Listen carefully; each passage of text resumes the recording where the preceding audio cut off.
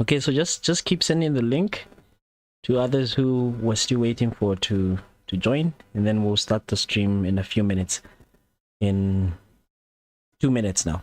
2 minutes. So at 25 we should start the stream. I don't want to take anything longer than an hour in this stream, so I'm just going to be explaining some of the important things that you really need to know in case of the exam. So I'll just be giving you just a hint.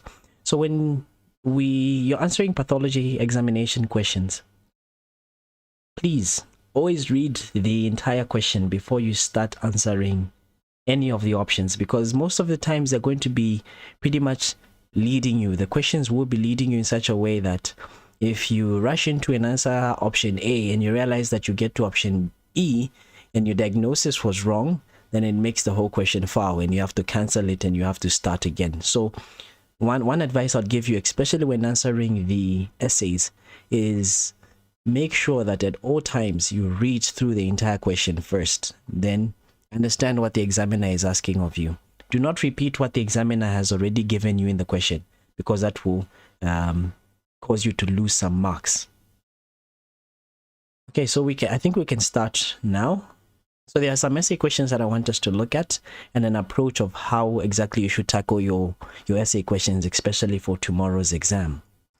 So we'll begin with our question 1. So your best friend who is at NIPA studying public administration tells you her 60-year-old father is admitted at UTH with shortness of breath, which had developed gradually over several years. He has been a heavy smoker since aged 20. On examination, he was short of breath, at least, and central cyanosed. He had a barrel-shaped chest and marked expiratory wheeze, signs consistent with emphysema. Arterial blood gas is pH 7.2. The partial pressure of oxygen is 8 kilopascals. The partial pressure of carbon dioxide is 9 kilopascals. The serum bicarbonate concentration is 36 millimoles per liter. Your best friend then asks you to comment and interpret on all the biochemical data using correct biochemical terms. Then, number 2, how the father's biochemical results differ from those of her uncle, who is also admitted at UTH with an acute asthmatic attack. 3, to explain the likely cause of her father's acid-base disturbance. And then 4, to describe what would happen if the father was given oxygen from an oxygen cylinder to breathe. So that's the question. Now here, let me give you some perspective and also some definition of some terms that you really need to know. The first and foremost thing is what cyanosis is. So remember that cyanosis is just simply the bluish discoloration of the skin and the mucous membranes. There are 2 types of cyanosis. There's what is referred to as a central cyanosis, where you have bluish discoloration of the tongue. Then there's something that's known as a peripheral cyanosis, where you have bluish discoloration. Of course, a barrel-shaped chest is what we characteristically see in the patients that have emphysema. And then, of course, this person has an expiratory wheeze, meaning that they have a sound when they are expiring. So this is usually most indicative of the obstruction of the airways. Now, I want you to keep this in mind. This person here has been a smoker for a very long time. It means that there is some pathology that's going to be affecting their airways. Okay? Now, in emphysema, you have a place where you're going to be now producing an inflammatory reaction, or what's going to be happening is that there's going to be damage that's going to be caused, that's going to help or result in loss of elasticity in the walls of the alveoli. So the alveoli dilate and they lose their elasticity. So now once they dilate and they lose their elasticity, it would mean that now, remember that respiration has 2 phases, inspiration and expiration. Inspiration is an active process. Expiration is a passive process. Expiration is largely dependent on the elastic recoil of the lungs, of which patients with emphysema have reduced elastic recoil. So once now there is this reduction in the elastic recoil, it would mean that expiration is affected more than inspiration. So I want you to keep these terms in mind. So now let's go into the arterial blood gases and see what's wrong. Answering question number 1. So feel free to type any questions. I'll keep looking down here at my phone to see if there are any questions in the chat box. So feel free to if you're not so clear on something, feel free to type in the live chat so that I can see it and we can go over your concerns. So the first thing is the pH. Remember that the normal pH of the blood is going to be between 7.35 to 7.45. Anything less than 7.35, you call that as acidosis. Anything above 7.45, you refer to that as alkalosis. So you have acidosis and alkalosis. So this person here has a reduced pH. So this person here has acidosis. Now this is the thing.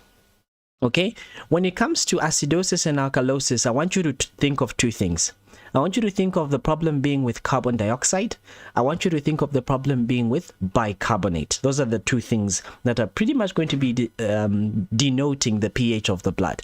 Now, how does carbon dioxide actually affect the pH of the blood? Remember, carbon dioxide inside the bloodstream is going to dissolve. It's going to react with water in the presence of carbonic anhydrase enzyme to form a compound that's known as carbonic acid, H2CO3.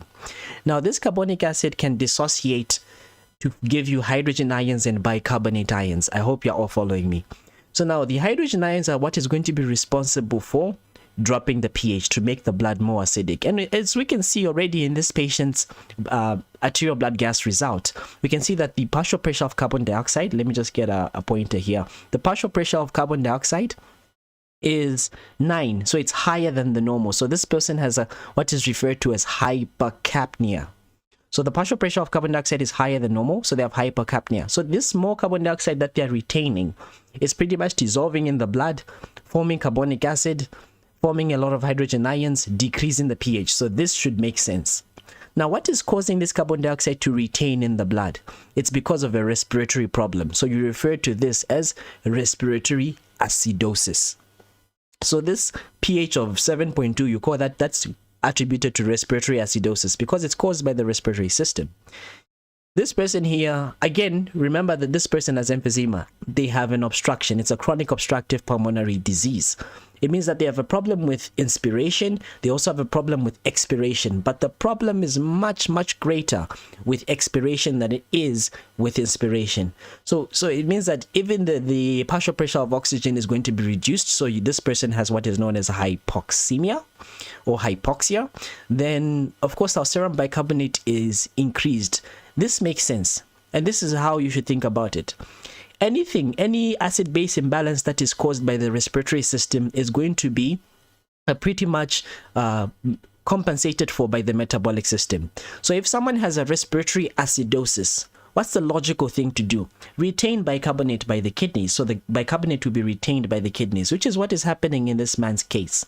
So that's why you expect this respiratory the serum bicarbonate levels to actually be higher than normal. If now this problem was caused by a respiratory alkalosis, this person would lose this bicarbonate, though, so they would have a low level of bicarbonate. And the opposite is true. If someone has a metabolic acidosis, it would mean that someone's respiratory rate will be moving much faster, such that they can pump out the carbon dioxide. If someone has a respiratory alkalosis, the respiratory rate would slow down so that they can keep the carbon dioxide, so that they can drop the pH of the blood. So I hope that makes sense. So now if we look at the answer for this, so this person here has pretty much your pH that has reduced, so you call that as a respiratory acidosis. This person has a reduction in the oxygen partial pressure, you call that as hypoxemia. This person has a reduced carbon dioxide, an increased carbon dioxide partial pressure, you call that as hypercapnia. These are the terms that you must use in your essays. These are the biochemical terms that you should use. Respiratory acidosis, hypoxemia, hypercapnia. Then, of course, they also have an increase in the serum bicarbonate. And the explanation is simple. The underlying cause that is there is causing air trapping. It's causing retention of carbon dioxide. And remember that carbon dioxide in the presence of carbonic anhydrase will pretty much form carbonic acid. Then the carbonic acid would dissociate into hydrogen ions and bicarbonate ions. The hydrogen ions are what are going to be causing the pH to drop. That's what we're going to be calling our respiratory acidosis. Then this is going to be compensated for by the kidneys, which retain bicarbonate. And that's why we have the bicarbonates that are being retained. Then now, how has her father's biochemical results differ from those that are of her uncle, who is admitted at UTH with acute asthma, a severe acute asthmatic attack? Now remember that with asthma, here the problem with asthma isn't really a COPD. The reason why asthma was removed as part of the COPDs is because asthma is largely reversible. Remember, the hallmark of COPDs is you have this irreversible obstruction over time. But with asthma, in the initial phases of asthma, it's reversible. And remember that asthma here, this person's with severe asthmatic attack, their respiratory rate may actually decrease. So they may have a chronic hypocapnia. So they may have reduced carbon dioxide partial pressure because their respiratory rate reduces in asthma. Especially in severe asthma, this person may actually even have respiratory fatigue where they're not breathing at all. So this means that if they're retaining a lot of carbon dioxide, or rather they're losing a lot of carbon dioxide from their body, it would mean that now they are going to be going towards a respiratory alkalosis as compared to this one here who was retaining the carbon dioxide. So it means that this person here would lose the bicarbonate. So the opposite would actually be seen in asthma to what is seen in this patient that has a COPD. Now, the likely explanation for the acid-base imbalance, I've already explained what it's all about. You have the emphysema that's going to be causing the shortness of breath.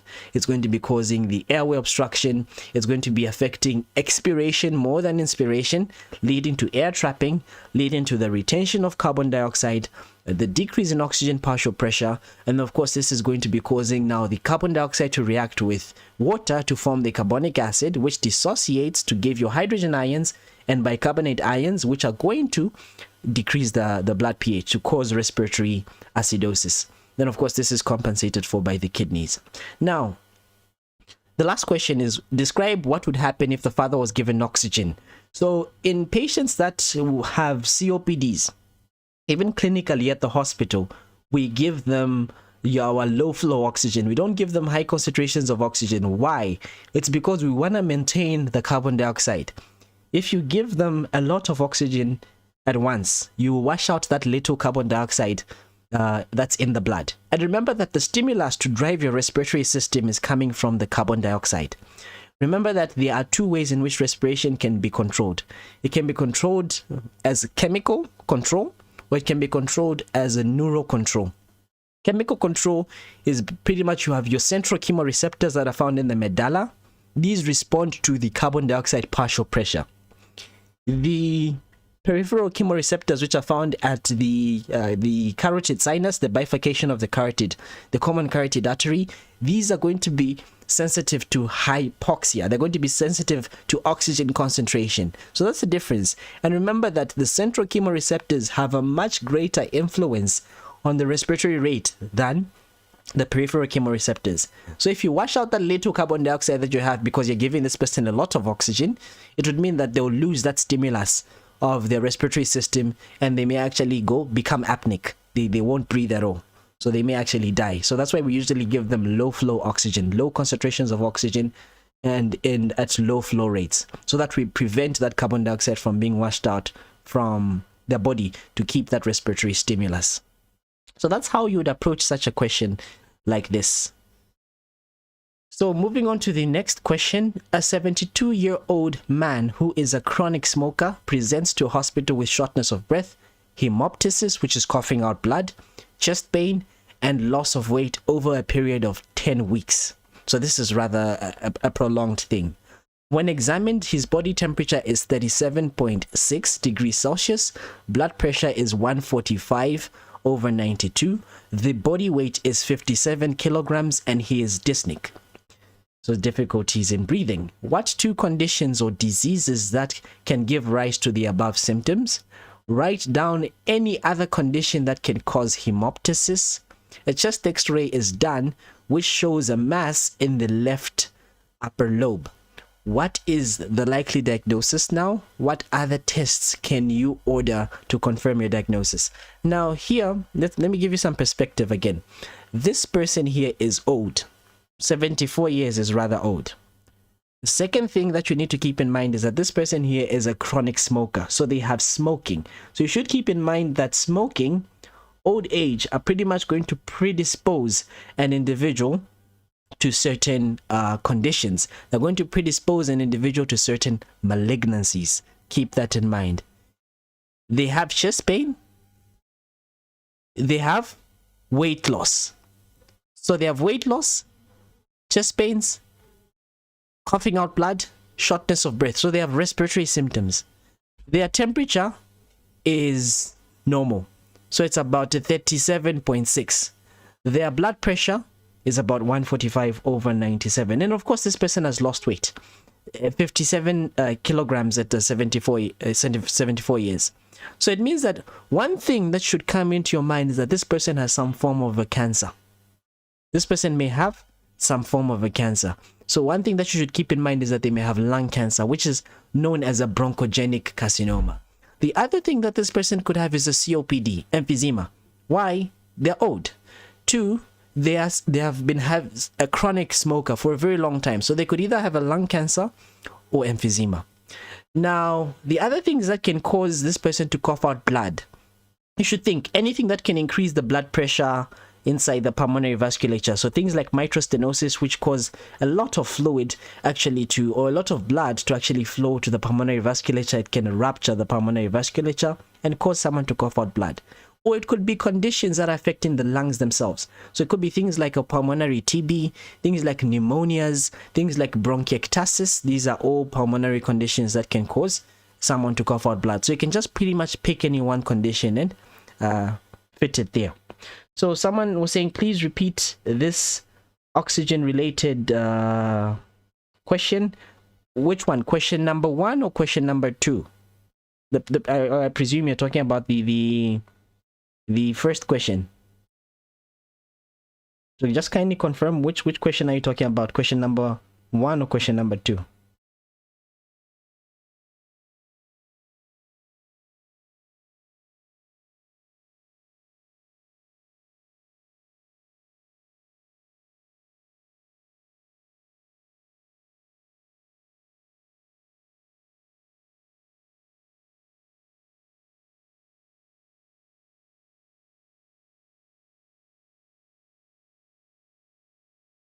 I'm waiting for a confirmation. Which question are you talking about? Which question are you referring to?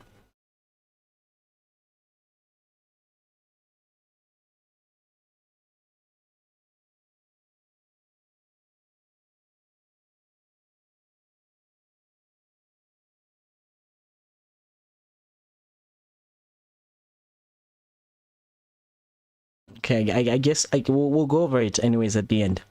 So the bronchogenic carcinoma, or in this case it could be a chronic obstructive pulmonary disorder or an emphysema. Now you do an x-ray and you find out that there's a mass that you're going to be seeing in your left upper lobe. Now remember the things that you had in mind, the two things that could be causing this. The first being a lung cancer, the second being a COPD. Now, remember that if you had a COPD, what you would see on the x-ray are the following things. Number 1, the lungs will appear larger than usual. So there's what is known as a hyperinflation, because there's more oxygen that is retained within the lungs. So the lungs are going to be much larger than usual. There'll be hyperinflation.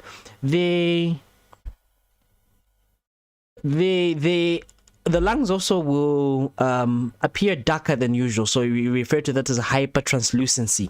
That's what you see on the x-ray of a person that has COPDs. Then someone who has lung cancer, you would expect them to actually have a mass. Usually lung cancers, they can usually find them in the upper lobe, they can be found in the middle lobe, anywhere in the lungs, but they're very, very common in the upper lobes. You see them as a coin lesion. They look like a coin. So you have a lung cancer. Then what other tests can you order to confirm your diagnosis? So remember that if you're suspecting that this is a lung cancer, then you can get sputum. You ask this person to bring you sputum, or you look at it under the microscope. If you see some malignant cells inside the sputum, then obviously this is pointing you towards cancer. But seeing is always believing. The second thing that is there is you may perform what is known as a bronchoscopy with a lavage. Bronchoscopy is where you pretty much get a tube, you push it down the trachea, you go into the bronchus, you visualize, especially if this is an endobronchial tumor, you pretty much resect the tumor and you get it for histopathology, or you can pretty much get a biopsy of that tumor. Then of course you may also order for a CT scan to check if this tumor has spread, or pretty much where exactly this tumor is in the lungs, if it has spread to other parts of the body. Then you may also get a surgical biopsy, because remember that seeing is believing in histology and in medicine. You have to see the tumor to actually believe that it's there. You have to examine it under the microscope, under the histology, to see if it's there. Then, so I think the person has confirmed to say that why are we giving low oxygen in question 1? So the reason why we're giving low oxygen in question 1 is because, remember, the drive of the respiratory system is due to carbon dioxide receptors. Cytopenia. Remember that pancytopenia, a decrease in red blood cells, a decrease in white blood cells, a decrease in platelets. And then he has circulating blasts in his peripheral blood smear, so it means these immature cells in his peripheral blood smear. Then of course you do immunophenotypic testing, and then you're going to be fine. CD10 positive and CD19 positive. What is your diagnosis? What other symptoms and clinical features do you expect to see in this patient? What other tests will be abnormal? Name 2 differential diagnoses. Now, this is a person that has presented with a decrease in red blood cell count, a decrease in platelets, a decrease in white blood cell count. So it means that all in all their cell lines have reduced. Whenever you see this, it means that there's a problem in the bone marrow. There's a problem where these things are supposed to be synthesized, because most of these are going to be synthesized from the bone marrow. That's the main place. Of course, other places like the liver, like the spleen, can actually be used to synthesize these things. Can you guys hear me clearly, or my network is fragmenting?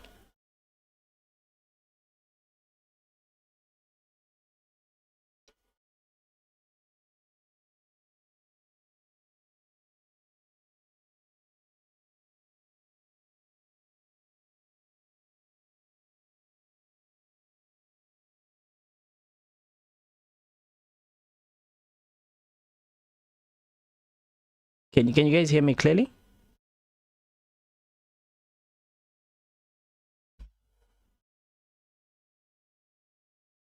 Can you hear me now? I think my network is rather poor. Can you hear me?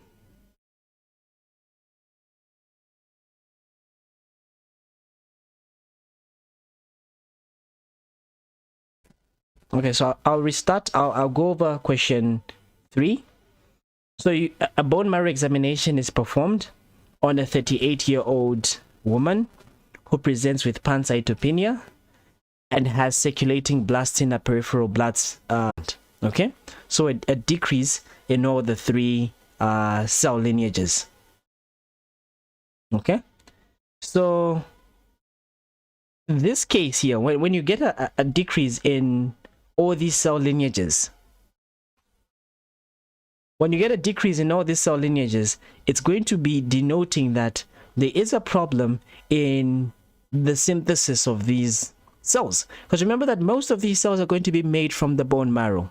And the bone marrow is going to be having a problem. There could be a mutation that's going to be affecting the bone marrow. And this mutation is obviously going to result in the cancer. Now, what is happening here? Remember that when you talk about these 2 things, you should think that this person has a leukemia, okay? A blood cancer. So they have a leukemia. So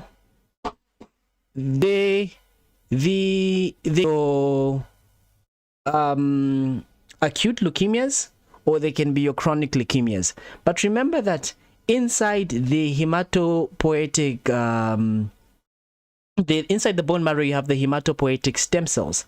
Now, these hematopoietic stem cells are largely going to be giving rise to two types of cells. They're going to be giving rise to either the myeloblasts or they're going to be giving rise to the lymphoblasts. The myeloid progenitor cells are pretty much going to be giving you your red blood cells, your platelets. They're going to be giving you your granulocytes, whilst your lymphoblasts are pretty much going to be giving you your lymphoid cells. So pretty much your B cells, your T cells, and your natural killer cells.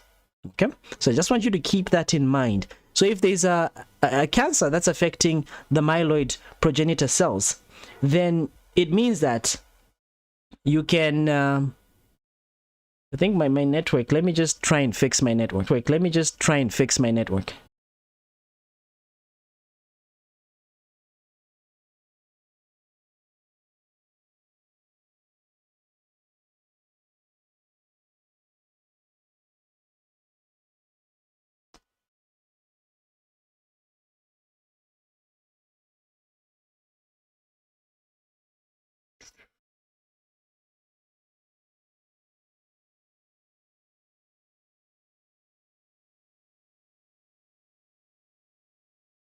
Okay, I think now it should be okay.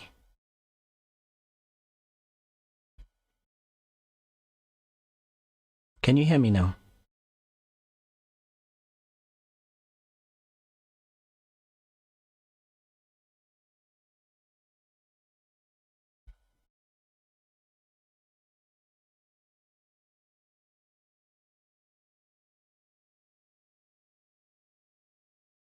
Okay, so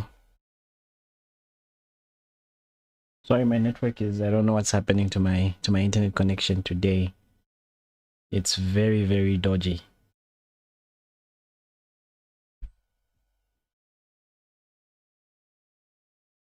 Okay, so let me just restart the whole question. So a bone marrow examination is performed on a 38-year-old woman who presents with pancytopenia and circulating blasts in her peripheral blood film. The following immunophenotypic results are obtained by flow cytometry of the bone marrow. So you have TDT positive, you have your CD10, you have a CD19. Now, what I was saying is that with the pancytopenia, you should think that the problem is going to be in your bone marrow. So the problem will be that you're not synthesizing your red blood cells, you're not synthesizing your white blood cells, you're not synthesizing your platelets. Now, the bone marrow has what is known as a pluripotent hematopoietic stem cell, which is pretty much going to be responsible for synthesis of both the myeloid progenitor cell as well as the lymphoid progenitor cell.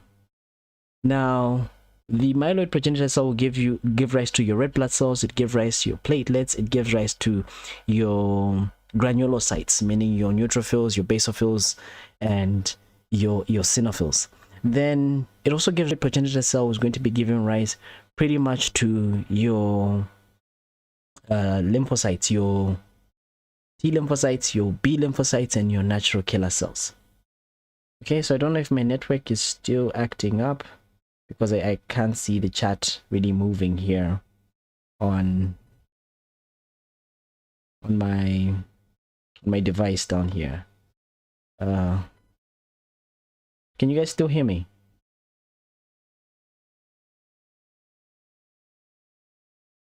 So I'm not sure if you guys can still hear me, but I can't really see the chat here, so I'm not really sure if you guys can hear what I'm saying and if I'm clear or not.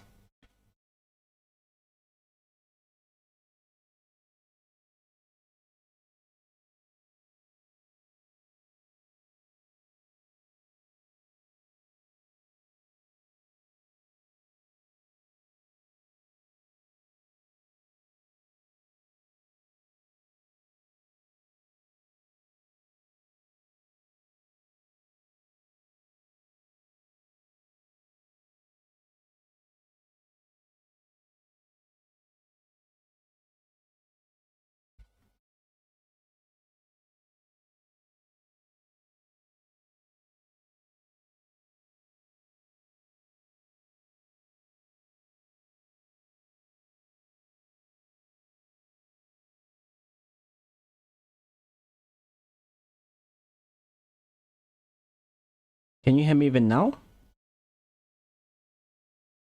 Because I seem to have rather lost some connectivity to especially the live chat.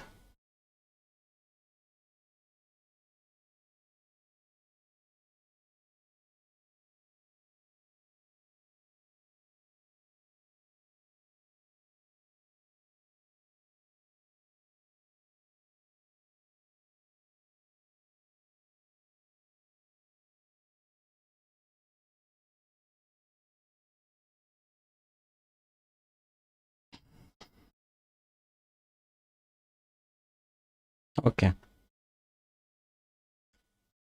All right. So I have lost connectivity to the live chat, so I'm not really so sure about the questions you guys are asking. So, like I said, keep in mind that you have a pluripotent hematopoietic stem cell, which is divided into a myeloid progenitor cell and a lymphoid progenitor cell. Now, in this case, this person here is TDT positive and they are CD19 as well as CD10 positive. So now, let me show you a flowchart before I actually come to the answer. So remember that whenever you are making a diagnosis of leukemia, you should have at least more than 20% of the blast cells inside your circulation. The next thing that you're going to be checking is for two types of enzymes. One enzyme is known as a myeloperoxidase. The other enzyme is known as your terminal deoxynucleotide transferase. Those are the TDT in short. So if the blast cells have myeloid peroxidase, if they are positive for myeloid peroxidase, you call those as the acute myeloid leukemias. If they don't, you refer to them as acute lymphoid leukemias. If they have TDT positive, then you call them as your acute lymphoid leukemias. Now, remember that each of the white blood cells has different markers. Now, the markers are going to be your class stop differentiation proteins. So you have things like CD19, CD20, CD3, CD10, CD22. Those are some of the important things. Now, remember from our question that person has a CD10. So we come here and see which one has CD10. The pre-B lymphocytes do not. The common B lymphocytes do. The pre-B lymphocytes do not. And the T cell acute lymphoblastic leukemias do not have this. So it's only the B cells that have a CD10. So we are also seeing that all B cells, or rather all lymphocytes, have CD3. Okay, so CD3 is going to be present. CD19 is also present in pretty much your B lymphocytes. So this person here has most likely an acute lymphoblastic leukemia. I hope that makes sense. This person has an acute lymphoblastic leukemia because of the markers that are present. So you can get a screenshot of this diagram here and just sit through it and just look at it, and you will be able to understand. Those that have TDT, those are pretty much your lymphoblastic leukemias. Those that do not have TDT but they have myeloperoxidase, those are your acute myeloid leukemias. Now, most likely this person has an acute lymphoblastic leukemia, so it's most likely a B cell acute lymphoblastic leukemia. So you remember that cells, TDT is going to be present in all lymphoid cells. Myeloperoxidase is going to be present in all myeloid cells. These are just markers that we can use, tumor markers that we can use to distinguish whether this is a myeloid leukemia or whether it's a lymphoid leukemia. Now remember that the problem here in leukemia is that the bone marrow is synthesizing these immature cells. So it's like it loses its focus and only starts to synthesize these immature cells. So it means that you're not going to be able to synthesize in the red blood cells. So this person will have features of anemia. So they may have breathlessness, they may have fatigue, they may have pallor, they may have angina, which is chest pain, they may have claudication, which is pain in the feet, especially when they walk. Number two, they're not able to synthesize the white blood cells. Of most importance are your neutrophils. So they'll have a neutropenia. So they may have fevers, they may have mouth ulcers because of the recurrent infections that we have. They may have bone pains, excuse me, because the bone marrow is synthesizing these blastic cells. Then they may also have things like a thrombocytopenia, where they have a low platelet count. Now, this is going to cause things like petechia, which is a pinpoint hemorrhages that you see in the skin, as well as a bleeding of the gums. Then, what other laboratory tests will be abnormal in this patient? So if you do a bone marrow examination, it will be abnormal because your bone marrow will be overcrowded. There'll be hypercellularity. If you do a clotting profile, there may be some prolonged clotting times, so your prothrombin times, your partial thromboplastin times will be increased because now you do not have the platelets. You do your chest x-ray. So you can't hear me again.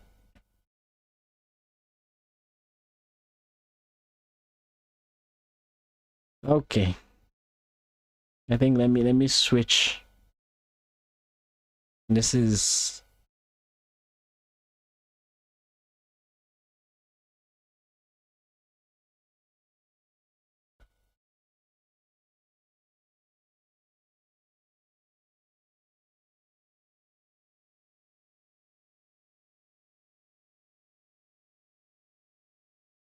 my network seems to be rather malfunctioning. I'm not sure why it's malfunctioning.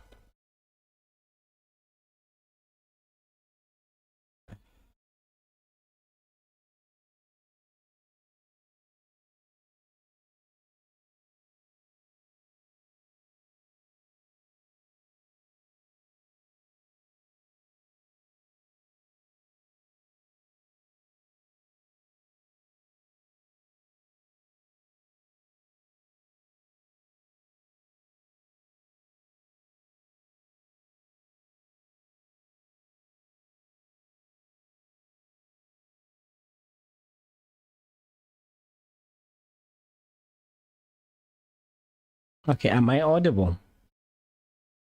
I think I should have fixed it now. If it glitches, then then I don't know. Am I audible?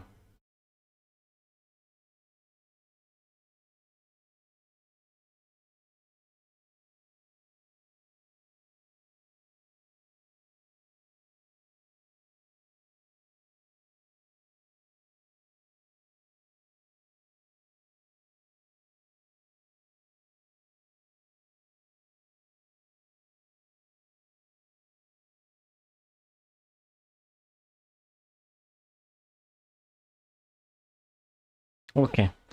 Now I don't know how much of the explanation you heard concerning pretty much the leukemia bit, the CD4s and the CD10s, CD9, CD3. Did you guys get that bit, that explanation? Was I clear on that point? With the TDT, the myeloperoxidase.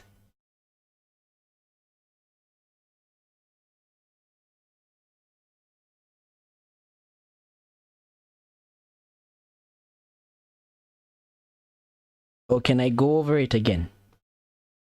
Just kindly let me know if I should go over it again or it was clear.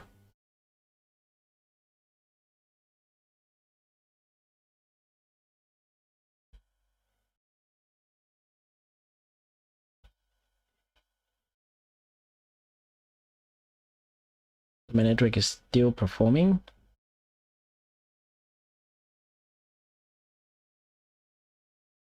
I don't know why it's so bad today.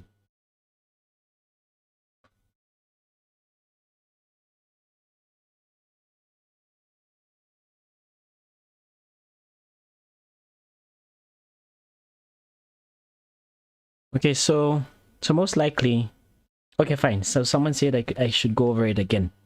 So remember that I say that you have two parts.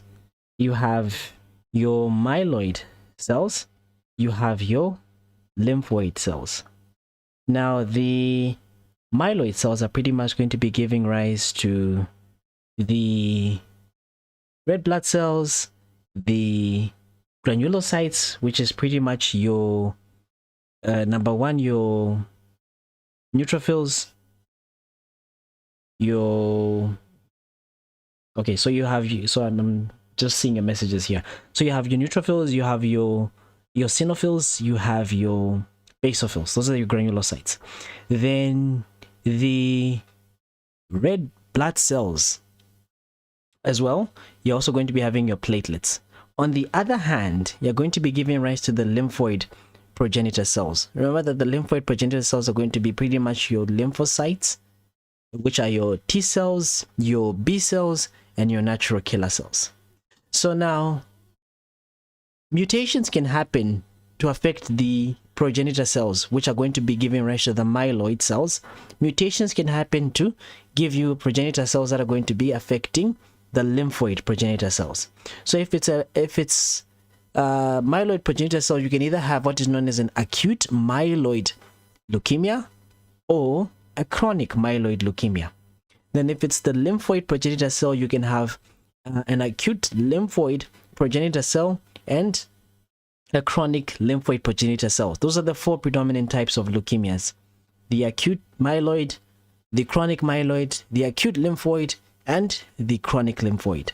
Then on the other hand, there are some markers that are present. Two important ones that distinguish now between the myeloid progenitor cells and the lymphoid progenitor cells. Now, one of it is TDT, which is your terminal deoxynucleotide transferase. The second one is your myeloperoxidase. Now, if there is myeloperoxidase that is positive, you call that as an acute myeloid leukemia. If myeloperoxidase is negative, then you check for TDT, and TDT is positive, then TDT is most likely going to be an acute lymphoblastic leukemia or lymphocytic leukemia. Now, there are different types of lymphocytes. You have the B lymphocytes and you have the T lymphocytes. So there are some markers. The markers that are present on B cells are going to include things like your CD19, which is present on all types of B cells. Your CD10, which is present on some of the B cells. As you can see from this diagram, it's in the common B cell. That's where you have your CD10. Then, of course, you have your CD3, which is also present in pretty much all the lymphocytic or most of the lymphocytic cells, but specifically for the T lymphocytes. So as we can see, if we get back to our question, this person here had CD10, they had CD19, and they had TDT positive. So they had CD10, CD19, TDT positive. So TDT tells us that this person has a lymphocytic leukemia, a lymphoblastic leukemia, an acute lymphoblastic leukemia. Now, the CD19 and CD10 most likely are going to be telling us that this is of B cell origin. It's from the B cell. So remember that TDT is going to be positive in all the lymphoid cells. Then the other symptoms that you're going to be getting, remember that the symptoms that you're going to be seeing are pretty much due to the failure of the bone marrow. Remember that here the bone marrow is pretty much going to be synthesizing your red blood cells, is going to be synthesizing your white blood cells, is going to be synthesizing your platelets. Now, if the bone marrow fails because it's now concentrating on synthesizing these leukemic cells, it would mean that, number one, they'll have features of anemia. So they'll have things like breathlessness, they'll have things like fatigue, they'll have things like pallor, things like angina, which is the chest pain. They'll even have claudication, which is the pain in the feet most of the times. Now, if they are not synthesizing the white blood cells, one of the important white blood cells, of course, your neutrophils. So they may have some neutropenia. So they will have a fever, they may have some mouth ulcers. Then, of course, because their bone marrow is hyperactive, is synthesizing a lot of these cells, then they're going to be having these bone pains. So they may also have bone pains. And they may have thrombocytopenia, which is low platelet count. So they may present to you with these pinpoint hemorrhages, these dots, bleeding, which is known as a petechiae. Then, of course, they may have bleeding also from the gums. Now, the laboratory tests that are going to be abnormal is you may get an abnormal bone marrow examination. When you now do a bone marrow aspirate, it's pretty much going to be pretty much showing you a hypercellular bone marrow, which has a lot of blast cells. So there'll be a lot of blast cells that will be present, a lot of immature cells in the bone marrow. Then of course, you also do a coagulation profile. It may be deranged, because remember that you're not having your platelets, so you may have some derangements in your clotting time. You may have derangements in your bleeding time. Then order for a chest x-ray. In some cases of acute lymphoblastic leukemia, you may sometimes have a thymic mass, a mass at the sternum, at the thymus. So you may have a mass which you may be able to pick out even on your CT scan. Then the two differential diagnoses is that this could be an acute myelocytic leukemia. Okay, even though it may be TDT negative, but that's one of the things that you should consider. Differential diagnosis is what other things must you consider that are not due to this condition. Then of course you may also have your B-cell lymphoma. Now remember, the difference between a lymphoma and a leukemia is this: leukemias are malignant cells that you find in the bloodstream. Lymphomas are going to be now found inside the lymphoid tissues. So they're going to be found in the lymph nodes, they're going to be found in the spleen, they're going to be found in the liver. So I hope it's clear. Is everyone now on the same page?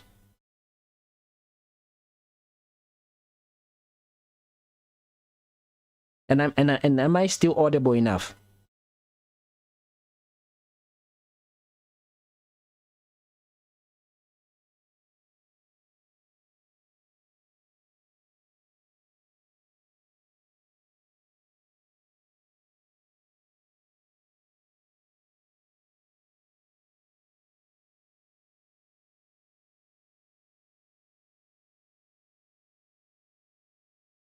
Okay, so I think everyone's on the same page now. You understand about the leukemias?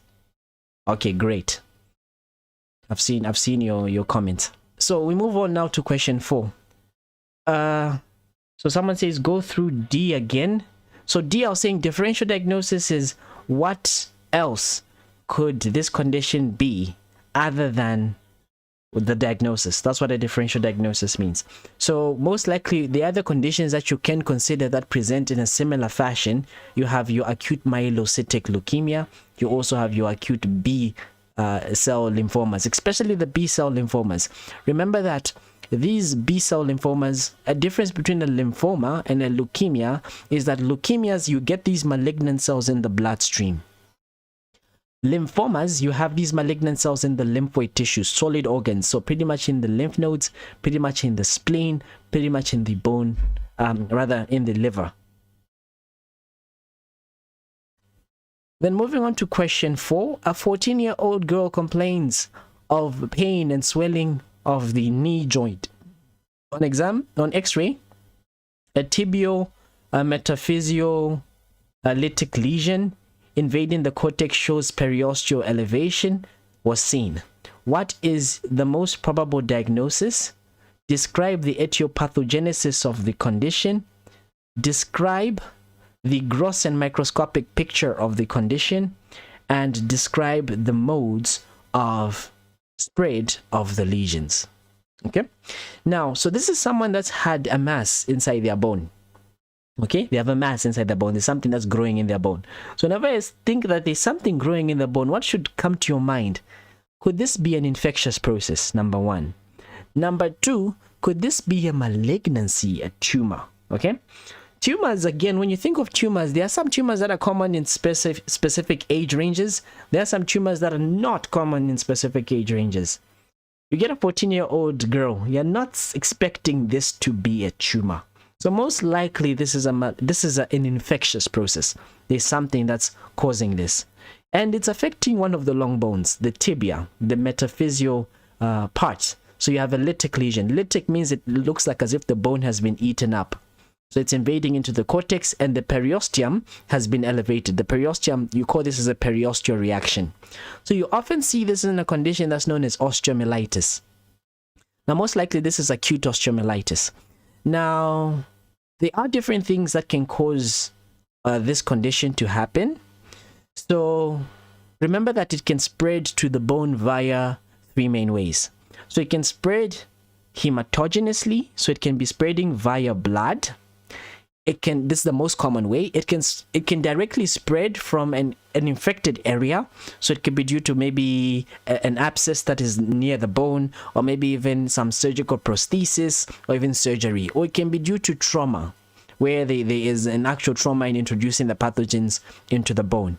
Now, most of the cases, the acute osteomyelitis is going to be caused by pretty much infection of the bone. Now, the most common pathology, or the most common thing that's going to be seen, is your Staphylococcus aureus. Now, there are some other things that are less common, so things like Streptococcus pyogenes, Haemophilus influenza, which is very common in children, but it has become rare now because of the onset of antibiotics. The other thing that's going to be there is a gram-negative bacilli, especially in adults. Pseudomonas is very important in IV drug users. It's very important in people that are admitted in the hospital.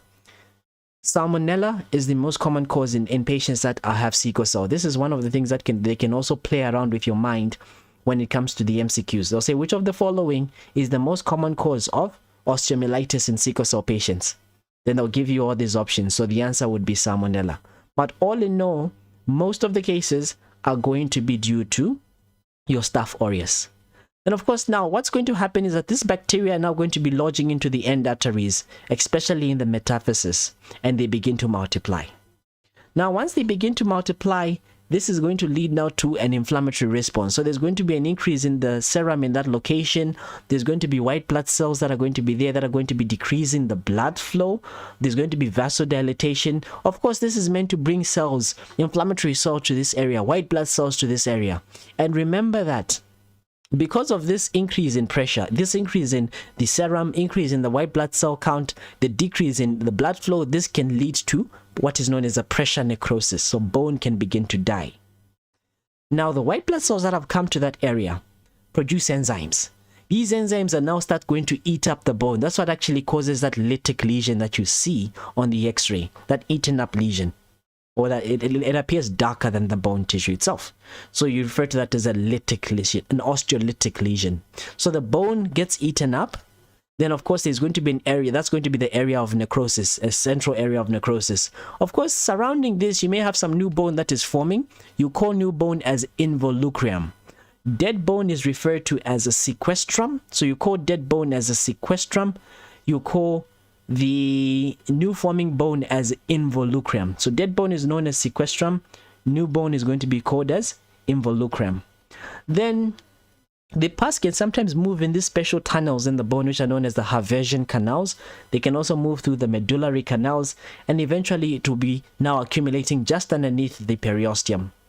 Now, if this keeps going on and on and on, it's not treated, then it will progress into chronic osteomyelitis. The rule of thumb is this: if someone gets the manifestations of osteomyelitis within about 2 weeks of the infection, then you call that as acute. If it's about 4 to 6 weeks, then you refer to that as your chronic type of osteomyelitis. Now, what exactly are we going to see on our gross and microscopic picture? Remember, the first thing on a gross examination is that the infection is going to lift the periosteum up. So you may see some periosteal elevation. This can sometimes impair the bone flow. It can, the blood flow rather, it can sometimes cause ischemia of the bone. So there's going to be some area where there can be an abscess that forms. So clinically, you may see an abscess as your gross manifestation. Now, you're going to be having some dead bone, which is known as a sequestrum. You may have some dead bone fragments there, which you call sequestrum. Then this is going to be surrounded by new bone that is forming. You call that as involucrum. So involucrum is new bone, sequestrum is dead bone.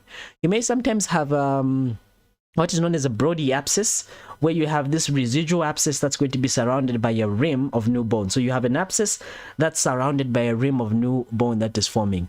Now remember that in the case of osteomyelitis, there's going to be occlusion of the local blood vessels. Now, this is going to be causing necrosis. It's going to be also facilitating the spread of the infection. And remember that the infection is going to be spreading to the cortex, and it spreads to the underlying periosteum. So you may have a subcutaneous abscess in this case. It may sometimes even drain to the skin. You may have a discharging sinus that you have in the skin. In the vertebra, you may have abscesses in the vertebra, you may have abscesses in the epidural space that may develop. Microscopically, you're going to be seeing your necrosis, you're going to be seeing your inflammatory reactions. If it's acute, you're going to be seeing a lot of neutrophils. If it's a chronic type of osteomyelitis, your chronic inflammatory cells. So pretty much your macrophages, your lymphocytes. Then you're also going to be seeing new bone being laid down, you're going to be seeing dead bone being taken out. In the gross examination, you may see some discharging sinuses, you may see some abscesses and the like. Then of course the spread of the lesion is by pretty much three ways: your hematogenous spread, your direct or continuous spread from an adjacent structure, or just from an open wound. It may be traumatic implantation. Those are the ways in which the osteomyelitis actually spreads. So this is pretty much a typical presentation of osteomyelitis. Now, moving on to question 5. A 60-year-old hypertensive lecturer at Levi Mwanawasa Medical University, Mr. Jack, is infamously known for being a chain smoker. On your first on-call shift as a newly graduated doctor, you see Mr. Jack, who has been just coming back from having a chest x-ray taken. The image is shown in the next slide. Mr. Jack noticed that you have developed a worried look on your face after seeing his x-ray. At the moment, Dr. Simonga walks in and sees the x-ray too. Dr. Simonga then asks Mr. Jack a couple of questions, from which he deduces that Mr. Jack could have Copa Manali, and suggests that you proceed to measure Mr. Jack's ejection fraction. Question A. What is Copa Manali? Give any 6 clinical features that Mr. Jack would manifest if he had Copa Manali. After Dr. Simonga leaves, Mr. Jack asks you to describe what his x-ray is showing. How would you go about objectively demonstrating your answer in C? Describe the Frank-Starling mechanism and how it relates to the pathogenesis of the pathology depicted in the image 2, which I presume is supposed to be an image 2. Then what is ejection fraction and how would you go about measuring it? Then list any 4 complications associated with hypertension. So now, here's a very interesting question. You get someone that has Copa Manali, and you get an x-ray, and of course the x-ray, this is what the x-ray shows, as shown on your screen here. This is the x-ray of the person that is supposedly having some Copa Manali. So now, coming back to our first question, what exactly is Copa Manali? Now, I want you to keep this definition in mind and write it down somewhere if you may. Excuse me. Copa Manali is pretty much right-sided heart failure, which is as a result of a pulmonary pathology. So right-sided heart failure, which is as a result of a pulmonary pathology. So it means that this person could have a COPD, this person could have pulmonary embolism, this person could have TB, this person could have a pneumonia. As long as you have a pulmonary pathology, you have right-sided heart failure. Now, how does this Copa Manali come about? Let me explain. So remember, the blood vessels inside the lungs respond differently to hypoxia as opposed to the blood vessels that you see in the system. Blood vessels in the lungs, if there is no oxygen, they'll constrict, because there is no point of taking blood to somewhere where there is no oxygen in the lungs, because the whole purpose of the lungs is to oxygenate the blood.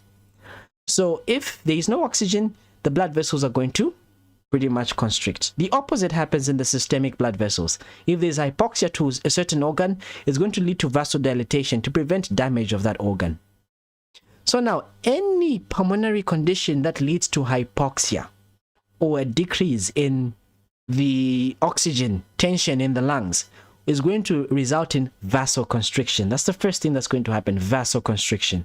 Now remember that the right side of the heart has to pump against these blood vessels which are constricted.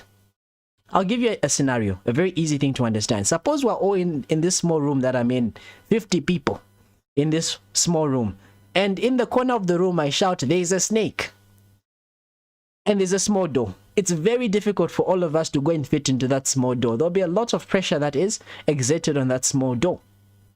If there's a huge door and I shout snake, it's very easy for everyone to run out. Same thing is happening inside the heart. So there is vasoconstriction. So it means that the pressures in the pulmonary system are high. So the heart, the right side of the heart, has to contract much harder to force blood into this constricted blood vessels. So it means that the heart, the right side, will be put under stress. And remember, whenever you put cells under stress, they undergo certain modifications. So the first thing is that there's going to be hypertrophy, increase in the cell size. Eventually, there'll be dilatation because the cells would have also given up. And this is what leads to heart failure, right-sided heart failure. I hope that makes sense. A pulmonary pathology leading to vasoconstriction, leading to increase in pressure, pulmonary vascular pressure, leading to strain on the right heart, leading to adaptations in the right heart. This leads to it failing. Now, keep in mind, the right heart is supposed to be pumping blood to the lungs. Where is this blood coming from? This blood is coming from the system, from the rest of the body. So it means this blood goes back to the system. Now, once it goes back to the system, remember that there are two forces that are going to be existing in a blood, across a blood vessel. There's what is referred to as a hydrostatic pressure, which tends to push fluid out of the vascular space. And then there's something that's known as the osmotic pressure, which tends to pull fluid back into the vascular space. Now you have a backflow of blood into the system, and this causes now this hydrostatic pressure to increase. So more blood is going to leave the vascular space. So this person will have symptoms like edema in the feet, which is known as a pedoedema, edema in the ankles, which is known as ankle edema. They may have fluid accumulating in the peritoneal cavity, which is known as a ascites. They may sometimes have fluid collecting all over their body, which is known as anasaka. Those are the features or the manifestations that we see in someone who has Copa Manali. In addition to this, they are also going to be having congestion in the liver. So they may have liver congestion. And then they remember that when the liver is congested, the liver is going to be also compressing on the stomach. So once it grows bigger, there's hepatomegaly, there's compression on the stomach. It means that this person is going to, number one, get full very early. So it's referred to as early satiety. Number two, this person is also going to be experiencing some nausea and vomiting because of the effects of the hepatomegaly. In addition to this, when you check for the JVP, which is a distension of the jugular venous pulse, which is you measure in this area here, it's going to be raised. So the JVP is going to be raised. So someone is asking, yeah, I will share the slides at the end of the session. Then, so let's see how exactly we would answer or tackle this question. So number one, this person here has right-sided heart failure as a result of a pulmonary pathology. That's Copa Manali. The clinical features are already explained how they're coming about. So they're going to have things like peripheral edema. It can be ankle or pedoedema. It could be ascites. It could be anasaka. Anasaka is generalized edema. They could have hepatomegaly, which is enlargement of the liver. Then the other thing that I told you about, because you have a lot of pulmonary hypertension, the blood vessels in the lungs are constricted. They make the heart work much harder. So the heart will hypertrophy. When you put your arm across the chest there to feel like as if your arm is being lifted off the chest, you refer to that as a heave. So you may have a right ventricular heave. Then you may also have things like increase in jugular venous pressure, nose bleeding because of course, peripheral vascular congestion. You may have congestion of the liver leading to nausea and anorexia, early satiety, and even right upper quadrant pain because that's where the liver is. Then, of course, on the X-ray. Now, I want us to get back to the X-ray. Now, if we look at this X-ray here, there's something that's happening on this X-ray. Number one, you can see that this here appears white. So let me just give you some basic. The X-ray is like a whole course on its own. But let me give you the basics. Air on the X-ray is going to appear dark. The lungs are dark because there's air in the lungs. Fluid is going to appear grayish, whitish. Bones will appear white. Because this is because of the level of which these tissues are able to block the X-rays from passing through them. If a lot of X-rays pass through them, they appear dark on the X-ray film. If not so many X-rays pass through these structures, they appear very light on the film. Which is why this structure here that is in the center is the heart. These things that you're seeing here are the ribs. This is, of course, your clavicle. You have the vertebra in the middle there. So this is actually even a very, very poorly taken X-ray because there are some things that are not really up to standard. But anyways, you have this white area here. It's like as if you can see the outline. You're supposed to see the normal outline of the lungs, but you can see that there's this white area here that is happening. Maybe this could be a pleural effusion, fluid in the pleural space. In the lungs here, we can barely see that there are any lung markings. There's supposed to be some lines that you see here, which are known as the lung markings here in the lung fields. We can't also see that, the absence of some lung markings. Now, there is something that is known as the cardiothoracic ratio. The most significant thing that I can be sure that all of you in the chat picked up is this heart is larger than usual. It's larger than usual. So you refer to that as a cardiomegaly. So this man here has cardiomegaly. So how do I know that he has cardiomegaly? So of course, if this x-ray was taken in a correct manner, if it was taken on full inspiration and it was taken as a posterior anterior chest x-ray, forget about those technical terms. It's just a fancy word for saying the x-ray being taken the way it's supposed to. Then what we would simply do is would measure the distance from here, from this point here to this point here. So the maximum width of the heart. So from this point here up until this point here. Then you compare that with the width of the chest. So from this point here to this point here. So the maximum width of the heart divided by the maximum width of the thoracic cavity, you multiply that by 100. What you get is known as your cardiothoracic ratio. Normally it must be less. The value that you get must be less than 50%. Already you can see that this for length from here to here is more than 50% the length from here to here. So this person's heart is enlarged. But of course, we can't really comment on that because this is not really a well-taken x-ray. But most prominent thing is that this person has cardiomegaly. Their heart is enlarged. And this makes sense because if the heart is enlarged, more specifically our right ventricle, it would make sense because the right ventricle will undergo hypertrophy, eventually dilatation. Okay, so cardiomegaly, they also decreased pulmonary vascular markings. We also have some opacities, or rather features of an effusion here. On the this side of the x-ray is the right side, this side here is the left side. So how would you, I've already explained how you objectively demonstrate, so you'd have to calculate your cardiothoracic ratio. The maximum distance of the heart, the width of the heart, divided by the maximum distance in the width of the thorax. Now, what about the Frank-Starling phenomenon? So I'd like to give a very good example here to help you understand the Frank-Starling phenomenon. Suppose you and I were working in pathology department and we're dealing with 300 students. And we are supposed to administer a test to these 300 students. And we administer the test, say, on a Friday. So I administer the test on a Friday, and then I'm the supervisor, and you are also like a colleague who's new and has started just in the department. We collect the scripts from the students, all 300 scripts, and then the administration says they want the papers to be ready by Wednesday. Okay? Wednesday.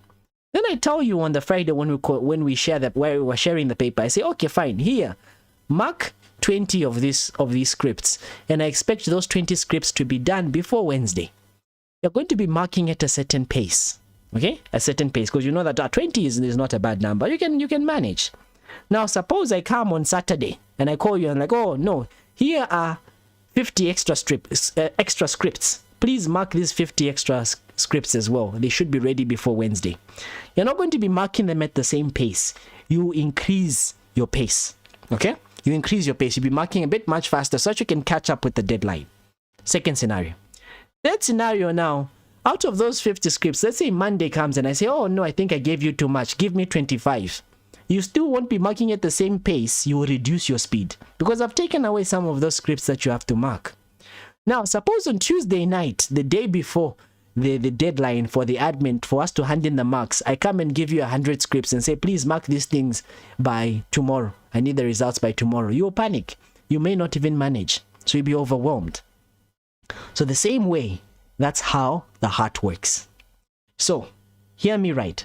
Within this is the Frank-Starling phenomenon. Within physiological limits, the contractility of the heart is largely influenced by the tension that is applied across the muscle and the stretching out of the heart muscle. What do I mean? The more the heart muscle is stretched out, the harder it will contract. Take note, the key word is within physiological limit.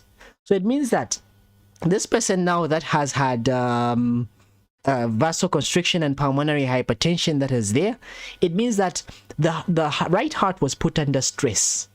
So initially, in the initial phase, there's going to be hypertrophy that's going to happen. So this hypertrophy is going to result now the heart contracting harder because it's being stretched out more. There's more blood that is present inside the right ventricle. So it means that the heart muscle is going to be stretched out even more, such that now the contractility will increase to match the cardiac output.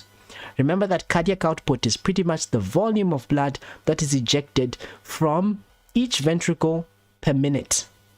Normal cardiac output is about 5 liters per minute. So once the heart contracts and pushes out blood, you count that for a minute, you call that as your cardiac output. The volume which the heart pushes out with each contraction is known as the stroke volume. Please do not confuse these two things. Stroke volume is the volume of blood which is pushed out of each ventricle with one contraction.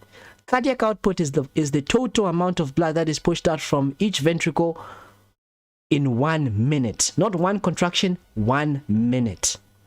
The normal stroke volume is roughly around 70 mils. The normal cardiac output is roughly around 5 liters per minute. So remember that now our cardiac output is largely dependent on our venous return, the amount of blood that is returning into the heart, pretty much your end diastolic volume. So the more blood you load into the heart, the more tension there is going to be on the myocardium, the greater the stretch of the muscles, the greater the contractility. That's the Frank-Starling phenomenon. Then, of course, eventually there will be hypertrophy, then there will be dilatation if the cause has not been already addressed. Then eventually there will be a point where even if there is more blood in the heart, it cannot contract harder because it's gone beyond its limit. It's dilated. So that's when the person goes into what is referred to as heart failure. Now, how we determine this ejection fraction, we use a process that's known as echocardiography. You can think of an echocardiograph as an ultrasound for the heart.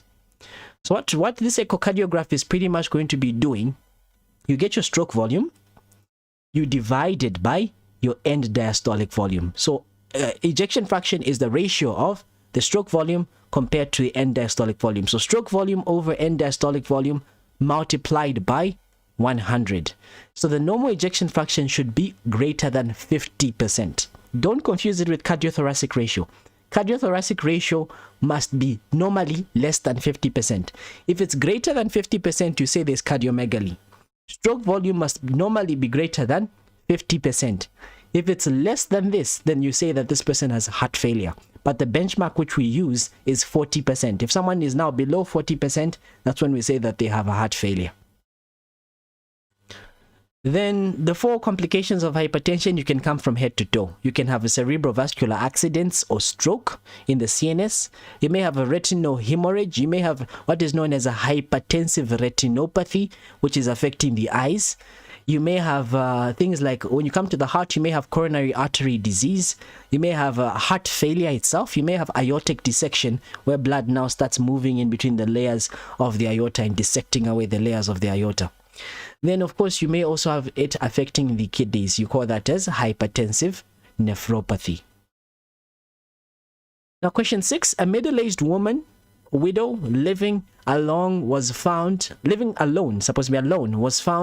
semi-conscious by her son. He had seen her last week before when she was well. On examination, she was extremely dehydrated, but not ketotic. Take note. She didn't have any ketones, so there were no ketones that were formed. Respiration was normal. She was not a known diabetic. She was later treated with fluids and insulin. The following are the laboratory results. So someone is saying, please repeat the marks of question 5. What figures indicated what? Okay, so in question 5, I said the stroke volume is 70 mils. Your end diastolic volume is roughly around 140 mils. our ejection fraction will be 70 divided by 140. We multiply that by 100. So it should be 50% or more. If someone has less than 50%, usually we use a threshold of 40%. If they have less than 40%, we say that their heart is failing. That's with ejection fraction, stroke volume, and end diastolic volume. Then with the cardiothoracic ratio, the maximum width of the heart divided by the maximum width of the thorax, the answer you get should be less than 50%. If it's more than 50%, you call that as a cardiomegaly. Okay, so coming back to this question, we have this woman who's living alone. She was previously okay. She's semi-conscious. On examination, she's very dehydrated. No history of diabetes. Okay, so now we look at the sodium. Before it was 148. After it comes up to 160, after she receives treatment. The potassium here was 4.6, then afterwards it's 4.3. Bicarbonate here was 18, afterwards it's 23. Urea here was a 30, afterwards it is 12. Proteins were 90, afterwards it's 60. Osmolarity was 380 milliosmoles per liter, afterwards it was 350. Glucose was 54, which is actually very high. After the treatment, it was 12. Ketones were not present before or after the treatment. Keep these results in mind. It's very important. What is the diagnosis? What is the cause of her coma? Why did the sodium rise after treatment? Comment on the total protein. Why is it important in this case to lower the extracellular osmolarity or osmolality slowly? Give any 3 long-term macrovascular complications the patient is at risk of. So examiners are very funny. They'll tell you that this woman is not a non-diabetic to just close your mind. So once they tell you that she's not a diabetic and your mind has closed, that's it, you have trapped yourself. You won't be able to answer this question. This woman definitely has diabetes. Definitely. She's not non-diabetic. It could be that this is the first time she's being found with diabetes, but definitely she will have some diabetes. Remember, there are 2 types of diabetes.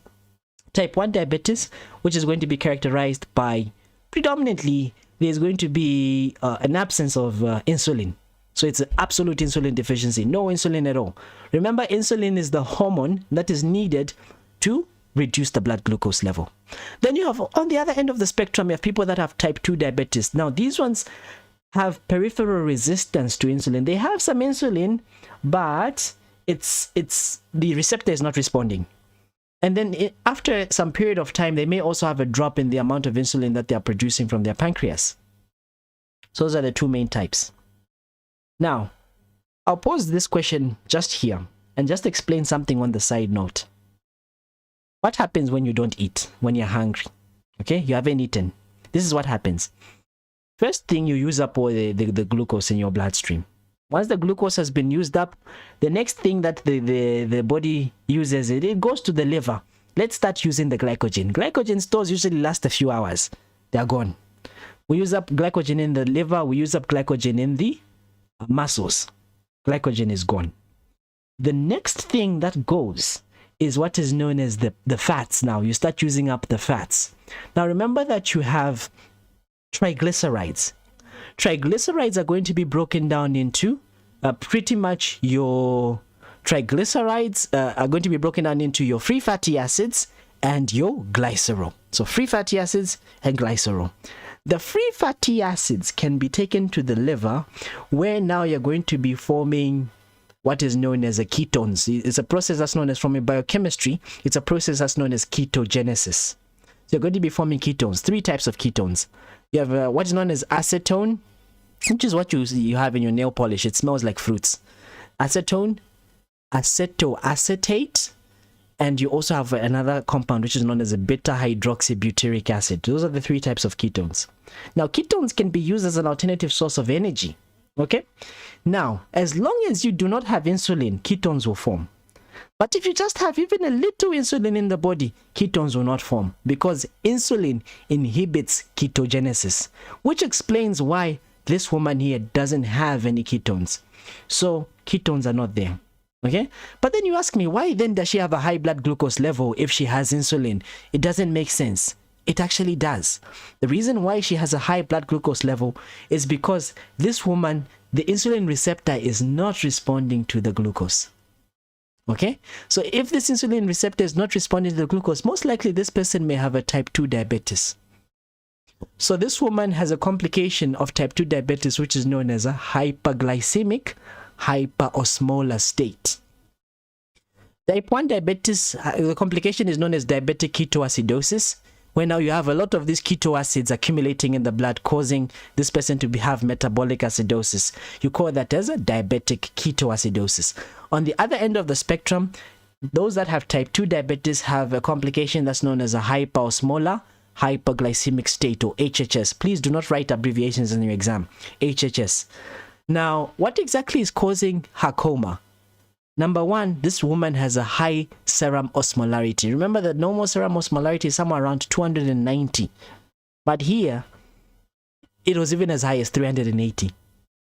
So almost a difference of 100 milliosmoles. So because of this increase in osmolarity, which is also accompanying the severe dehydration, this causes the blood flow to the CNS to be reduced. Because remember that whenever there is a drop in blood flow, how does the body respond to this? It causes vasoconstriction. So if there's vasoconstriction of the cerebral vasculature, it means that the CNS is not going to be receiving the blood.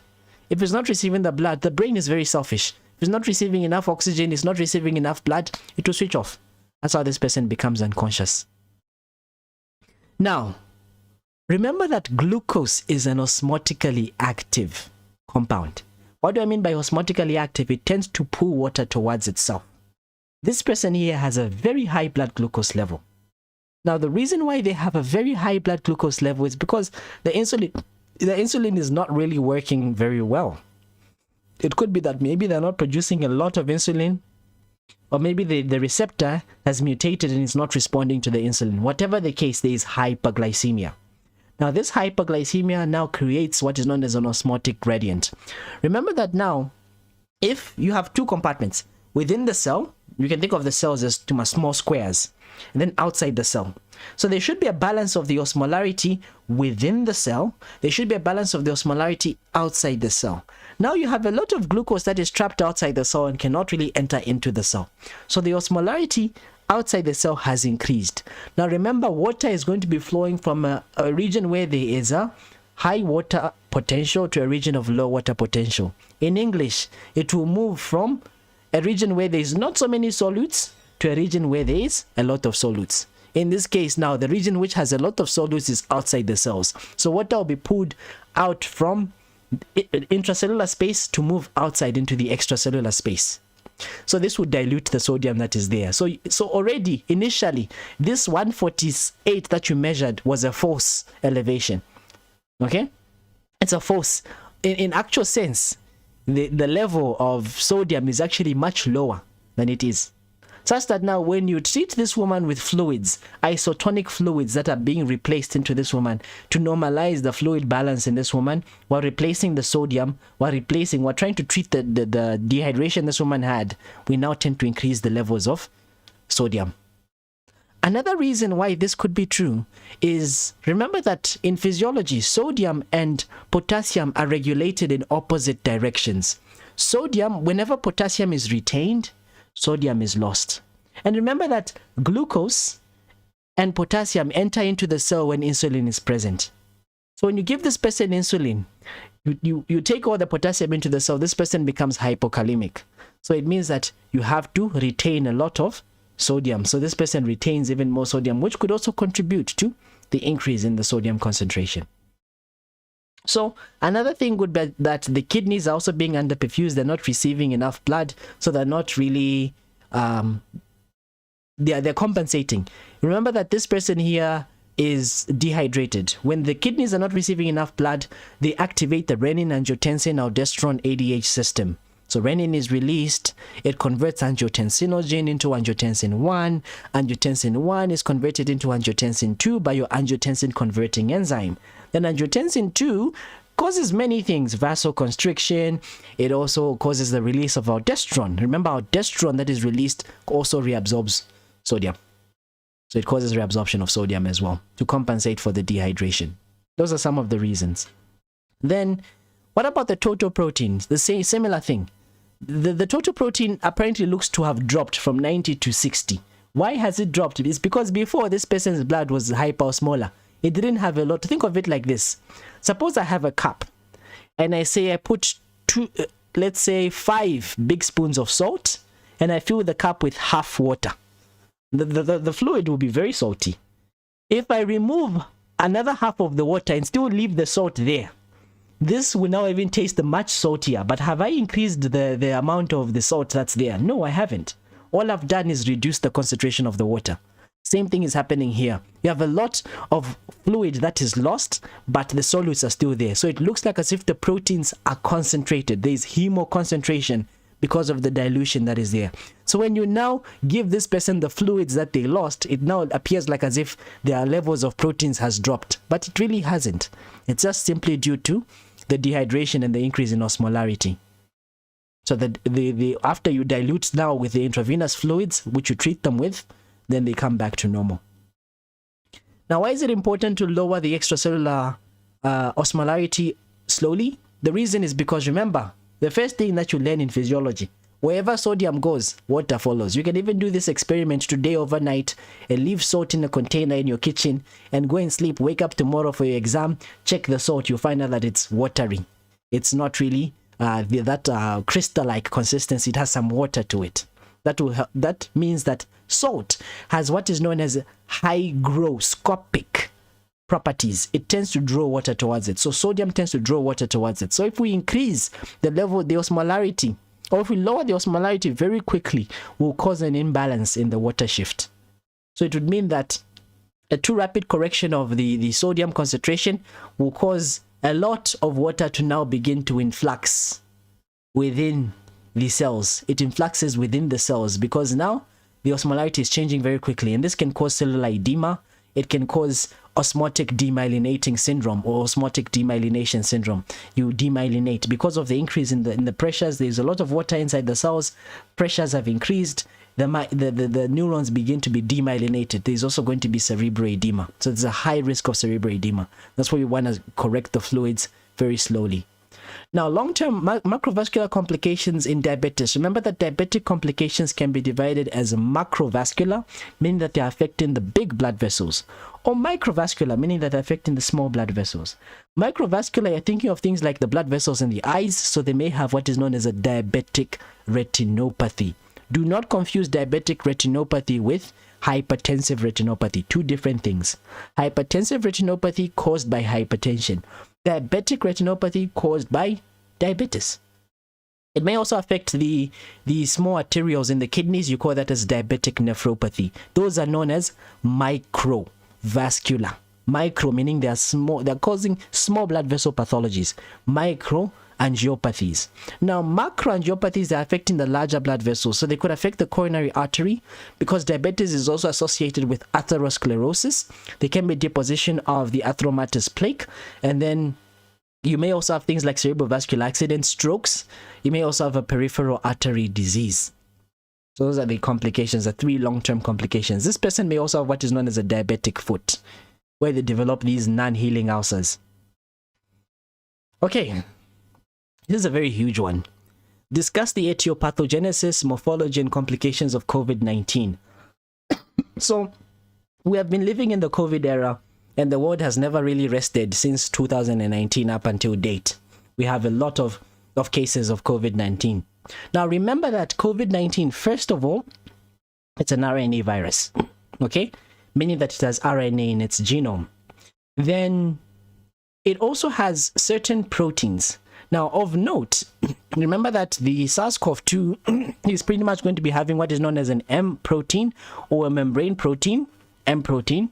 You have what is known as the spike protein or the spike glycoprotein or the S protein. And you also have the the nucleocapsid protein, the one that's found in the nucleocapsid. It has an envelope, it has an M protein, it has E proteins or envelope proteins, it has a spike proteins, and it has an RNA genome. So it's an RNA virus. It's very similar to, so this one is called SARS-CoV-2, okay, because it's very similar to SARS-CoV, the initial one. 98% similarity to the initial one. Now, what happens is this. How do patients get this thing in the etiopathogenesis? It's going to be contracted through respiratory droplets. So the viral particles are going to be carried within the respiratory droplets, kind of like any other respiratory infection. So they can be transmitted through sneezing, through coughing, through talking, and they can also in some cases be transmitted via contact with membrane. Someone sneezes on the membrane, you come and you touch your eyes. That's how you get COVID. Now, the duration in which someone can shed this virus from their body may depend on the severity. Now, it may range from somewhere about 18 days to somewhere around 48 days. Now, additional methods of transmission could include things like, of course, some droplets, sometimes just walking into a room, or even if someone is even like 6 feet away from you and they sneeze, there's a high chance that you may get COVID. Even sometimes shaking of hands, there's a high chance you may get COVID because they may have the virus. The virus can actually live on surfaces for a very long time. It can live for 72 hours, although the longer it stays outside the body, the less infective it becomes, but it can live for even up to 72 days. And it's even susceptible to heat. Even if you heat to 70 degrees, it doesn't die. You don't get killed. You don't kill it. We have proven that the contact through fomites, meaning beddings, clothes, it's not so significant. The transmission doesn't really happen with this. Now, what happens when you get this COVID? Now, this is the pathogenesis. This is what you write in your essay. So remember, you're going to be getting this through the upper respiratory tract. It could be through the sinuses, it could be through the nose, it could be through the throat. This is going to progress to a lower respiratory tract infection, affecting the trachea, affecting the lungs. Now, remember that in the body, there is a receptor which is known as the Angiotensin II receptor. This Angiotensin II receptor is found in many places. It's found in the lungs.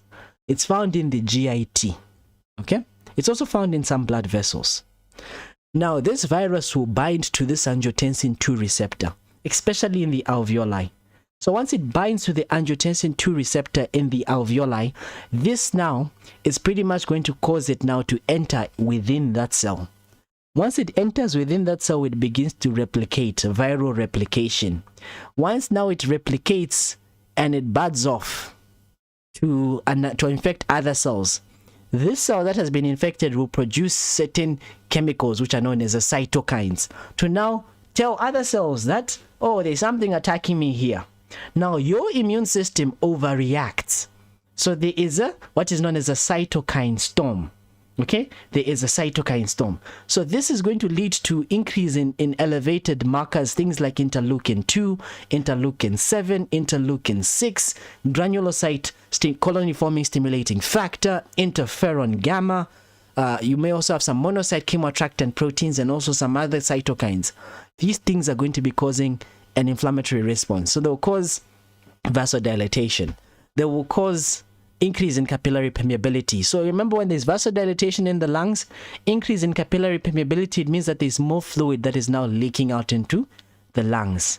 This can now result in your respiratory distress. That's why these people now are feeling breathless. There's a lot of fluid that is accumulating in the lungs. There's a lot of pulmonary edema. Not only this, the COVID-19 can also damage the endothelium of the blood vessels. So once the endothelium has been damaged, it can predispose your blood clotting. So it can predispose you to forming a blood clot, a thrombus. So here's a picture. So I'll distribute this presentation with these questions just after this, so you can just go over the picture. It's self-explanatory. Everything I've explained is pretty much on the picture. Then, of course, there are some cytokines that are implicated. Here I've listed the cytokines and the different things that they cause. The different cytokines and the things that they cause. You don't need to really know this much detail for the purpose of your exam. Just know that the main cytokines that are going to be present: interleukin 1, interleukin 2, interleukin 6, tumor necrosis factor alpha and gamma interferon. Those are the most important ones. They cause what is known as a cytokine storm. So it is your own immune system overreacting to the COVID virus that actually brings about these characteristic features that we see in patients that have COVID-19. And if we actually do post-mortem of these individuals, you may find out that there are some blood clots that may have formed before they died. So there is some blood clots that may be forming. There is some endothelial injury that may be formed, that may be seen under the microscope if you excuse me, if you examine these individuals. Now, the complications of COVID-19 are pretty much going to be things like a cardiac injury. So you may have you may have people developing arrhythmias, you may have them having myocarditis, you may have them having thrombi forming. I already explained this. They may have arrhythmias, they may have septic shock, they may have a hepatic dysfunction, they may have acute kidney failure, they may have multiple organ dysfunction. Some people may have what is known as a COVID sequelae, which we call them as a long COVID, or you can call them as long haulers, where someone can even have symptoms of COVID. After they've cleared it out, and the symptoms still persist for more than 12 weeks, they may actually think that they have COVID. The chest pains, the difficulty in breathing, sometimes they may even have this brain fog, inability to concentrate after you get the COVID. Excuse me. So that's with COVID, and those are the important things that you really need to know. So I left with just 2 questions from this, so I'll conclude in this stream very shortly. So question 8. A 54-year-old woman is seen in the outpatient department with persistent headache for 3 weeks and shortness of breath. She has taken paracetamol, but symptoms have continued. Physical examination showed that her blood pressure is, her temperature is 37.2. Blood pressure is 187/117. Body weight is 98 kilograms and is slightly dyspneic. What is your diagnosis? What is the most likely explanation for her breathlessness? What would you advise her considering her treatment of this condition, right down to complications of her condition? So this woman here comes in with headaches, shortness of breath, and a very high BP. So headaches, shortness of breath, very high BP. Keep that in mind, or high BP. So hypertension is known as the silent killer. Why? Because you may not know. The symptoms are non-specific. So most likely this woman has a hypertension, a stage 2 hypertension.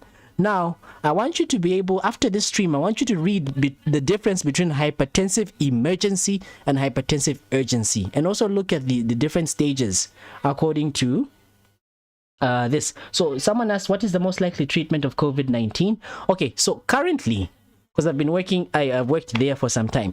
Currently, what we're using are immunomodulators, drugs that can modulate the immune system. So if we catch the COVID in a very, very early state, we give immune modulators. There's a drug that's known as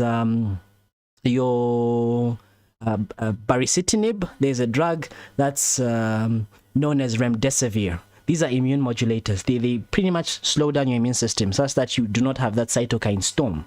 That's one way in which we give. We also give steroids to these patients. So we give out dexamethasone. It's usually just symptomatic management. We can give them also vitamins like vitamin D and vitamin C and zinc to help with the reepithelialization, to help now your system clear out the virus. Because remember that viruses, especially in the respiratory system, are self-limiting. Then, of course, if this patient is desaturating, we put them on oxygen. So most of the treatment is rather symptomatic for COVID. We give them the immune modulators, which is your baricitinib and your remdesivir, especially if they need oxygen. If they're breathless, they're hypoxic, we give them these 2 drugs. We also give them steroids. We give them our broad-spectrum antibiotics to prevent superadded pneumonias. Then we also pretty much give them our supplements, our vitamin C, vitamin D, and zinc. And we do have these drugs in Zambia.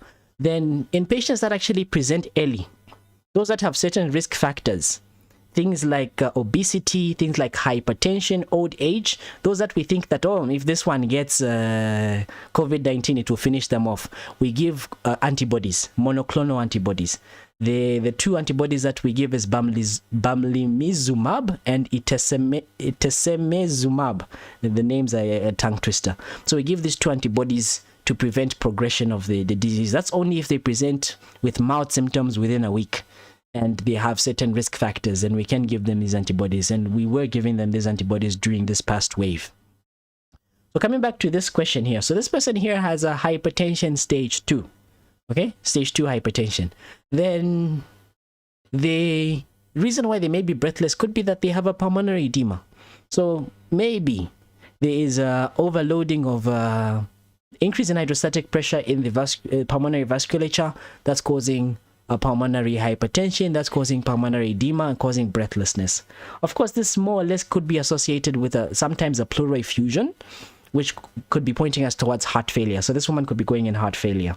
Then, of course, when we are counseling this patient, you pretty much want to have what is known as a compliance and adherence treatment. So we tell them that you should take the medication. Whether you're okay, whether you're not, you take it for life. Salt restriction. Their salt should be reduced in their diet. The third thing is that you have lifestyle modifications. So tell her to lose weight. She's 98 kg. So BMI must be kept in check. Weight loss. If she smokes, tell her to stop smoking. If she drinks, tell her to stop drinking. Then there's something that is known as a DASH diet, dietary approach to stop hypertension. So you tell her to eat foods that are not processed, but rather the whole foods, a lot of fruits and vegetables. Then there are some people that are going around telling people to drink water. You're killing people.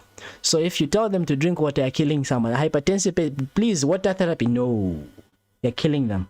Because if you tell them to drink a lot of water, even if they drink a dram of water, it's pretty much going to be causing an increase in the blood volume and it will worsen the condition. So water is not, it's a myth. Water is not the cure for everything. Then, of course, complications of hypertension, of course, cerebrovascular accident or stroke, hypertensive retinopathy, aortic dissections, hypertensive nephropathy, and heart failure. So you should look up what I said you should look up. You should look up hypertensive emergency and hypertensive urgency, the difference between the two. I want you to read up on that before your exam. Know the difference between hypertensive emergency, hypertensive urgency. Now, the last question. A 60-year-old presented with the lump in the left breast at the University Teaching Hospital. On examination of the lump, it was firm and fixed to the underlying structures, with the skin palpable with the 3 palpable lymph nodes in the axilla, left axilla. After fine needle aspiration, she underwent mastectomy. What is the probable diagnosis? Describe etiopathogenesis of the condition. Write the morphology of the lesion in the area. Enumerate the complications of this condition. So most likely this woman here has a breast cancer. Remember that when it comes to breast cancer, there are many things that can cause breast cancer. We do not really know the exact cause of breast cancer. There are some risk factors that are associated. One is estrogen exposure, if there's a lot of estrogen. So it could be in obese individuals. Remember that obese individuals, the adipose can actually convert androgens and form a type of estrogen which is known as estron. Estron. E-S-T-E-R-O-N-E. They form estron. Now, estron can drive this breast cancers. Second thing that could be there is if this person is taking estrogen-based oral contraceptive pills. So if they're taking contraceptive pills that have estrogen in them, there's a high risk of breast cancer. But of note, there are some mutations that we have seen. Remember, for cancers to actually come about, when we talk about carcinogenesis, there is chemical carcinogenesis, microbiological carcinogenesis. So now, in genetic type of carcinogenesis, here you have 2 important mutations. There's what is known as the breast cancer gene 1 or the BRCA1 gene, and the breast cancer gene 2, the BRCA2 gene. The breast cancer gene 1 is found on chromosome 17, while the breast cancer gene 2 is found on chromosome 13. On this same chromosome 17, you have P53 gene. Now remember, from your general pathology, we say that P53, these are known as anti-oncogens. They prevent cancer by regulating the cell cycle. BRCA2, on the other hand, is found on the long arm of chromosome 13. Now this BRCA2, on the same chromosome, you have chromosome 13 having retinoblastoma gene. Retinoblastoma gene, P53, are known as anti-oncogens. They prevent cancers from happening. So whenever you get mutations in these breast cancer genes, now what will happen is that this cell now is not going to be responding to the normal stimulus of the cell cycle. if the body tells this cell to die or kill itself by apoptosis, then it's not going to listen to this. Why? Because you have mutated these genes that are supposed to get rid of this cell by apoptosis. So these cells become immortalized, such that now they begin to divide on and on and on and on and on until you now form a malignancy. That's how cancers form. So a dysregulation of the cell cycle. So now anti-oncogens become oncogens. So they become cancer-causing genes, such that now they are unable to regulate this cell, and they're unable to cause this cell to, of course, die. There are some risk factors that are associated with breast cancer. Nulliparity, someone who's never had children before. Number 2, someone who has early menarche, so early starting of menses, and late menopause, late ending of menses. Estrogen contraceptive pills, obesity, smoking, familial history, hereditary. So there are some cancers which are inherited. Breast cancer is one of them where you're at risk. For example, there is an actor, Angelina Jolie, whose mother, I presume, had breast cancer. She tested for one of these genes, the breast cancer genes, and she found that she had the cancer, and then she had both of them removed prophylactically. Okay, so write the morphology of the lesion in the area. So the tumors of the breast cancer, these are going to be arising from what is known as the terminal ductal lobule. So you can have two types of cancers. They can either arise from the ducts, those tubes which propel the milk. The ducts, you call that as a ductal carcinoma. Or they can arise from the lobules, you call that as a lobule carcinoma. If the cancer has not crossed the basement membrane, and hear me right, if the cancer has not crossed the basement membrane, you call this as a carcinoma in situ. Carcinoma in situ. The cancer has not crossed the basement membrane. Carcinoma in situ. So you can have a ductal carcinoma in situ. You can have a lobular carcinoma in situ. If the cancer has crossed the basement membrane, you call that as invasive carcinoma. So let me show you the next slide here. So it means that you can have a ductal cancer, you can have a lobular cancer. Lobular cancer meaning that it's affecting the lobules. You can have a lobular carcinoma in situ, which means it hasn't crossed the basement membrane. You can have an invasive lobular carcinoma, which means it has crossed the basement membrane. A ductal carcinoma is here. If it hasn't crossed the basement membrane, you call that as a ductal carcinoma in situ. Now, if the ductal carcinoma in situ walks or extends along the duct and reaches the nipple, such that even the nipple now begins to show some changes, you call that as Paget's disease of the nipple. Paget's disease of the nipple. It's just simply a ductal carcinoma that has spread along the duct to the nipple. Then, of course, invasive ductal carcinoma is going to be having subtypes: a tubular subtype, a mucinous, a medullary, and an inflammatory. Those are the two predominant variants, the ductal tumors and the lobular tumors. You may sometimes have a mixed epithelial, even some connective tissue tumors like phylloides tumors, angiosarcomas, and carcinosarcomas, but I don't want you to worry about that. I want you to worry about the ductal carcinomas and the lobular carcinomas. The ductal carcinomas will have ducts. You see a lot of ducts. And each of these variants has a certain specific things. Like, for example, in the mucinous type, you may have these cells that are pretty much, there's a lot of mucus-like substance. In some variants, they may actually even be trapped in the lymphatics. You may see these cancerous cells in the lymphatics. Then, of course, that's what you see on your histology. Sorry about that. Then the complications that may arise, the cancers can spread to the bone. So they may cause pathological fractures, they may cause bone pains, they may cause a spinal cord compression. They may spread to the lungs, and they may cause pleural effusions. Sometimes the complications are related to the treatment. When you remove all the lymph nodes in the axilla, the lymph nodes are not able to drain what is coming from the axilla. So it would mean that this woman is not able to drain the lymphatic from the axilla, so there is swelling of the axilla, swelling of the upper limb. You may also have some cancer-related pain that may be seen. Now, take-home message from this, and this is the advice that I want you to go with when you go write your exam. Number 1, more is always better than less.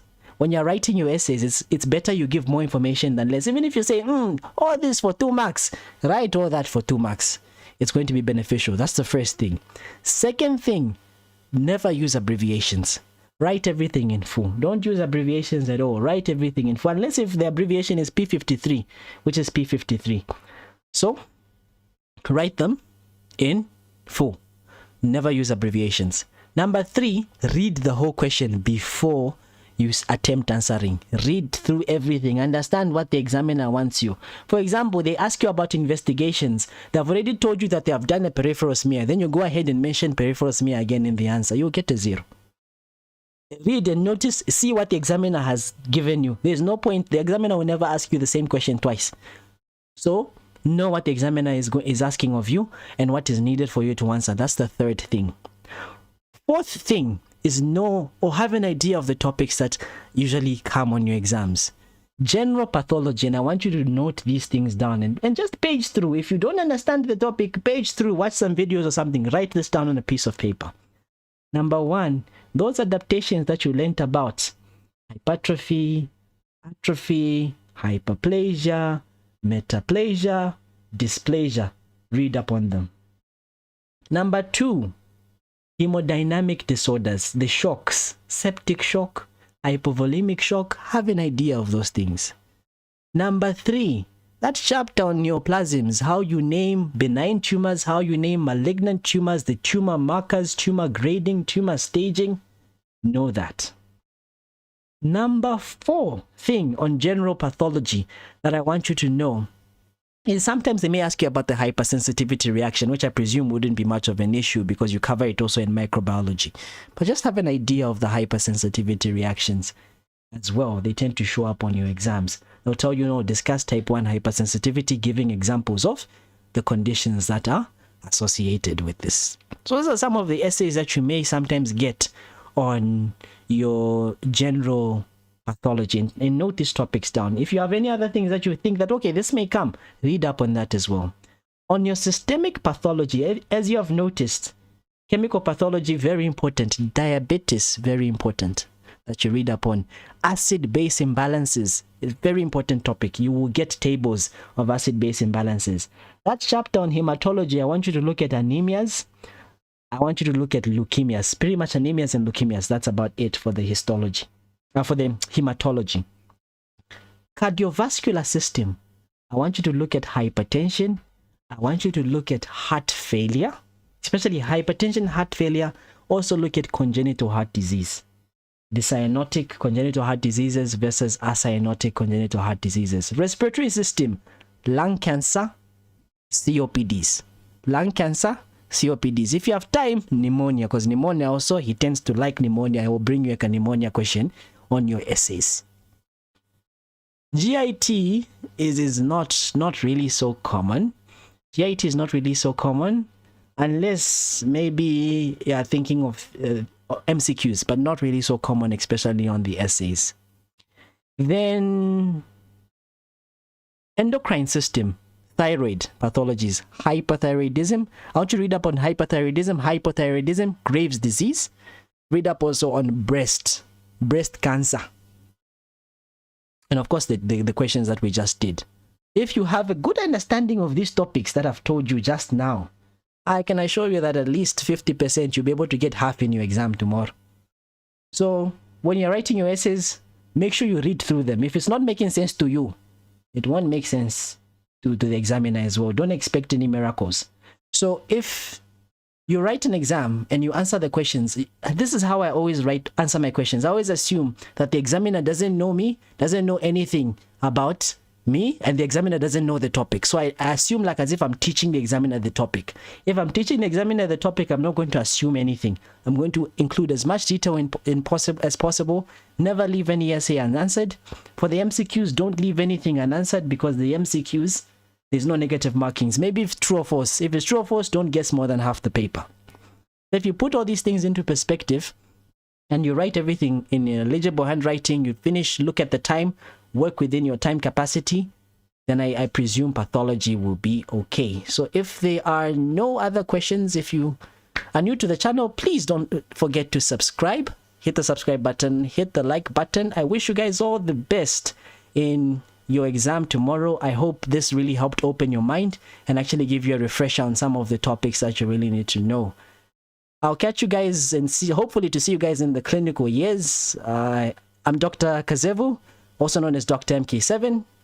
Bye for now and all the best.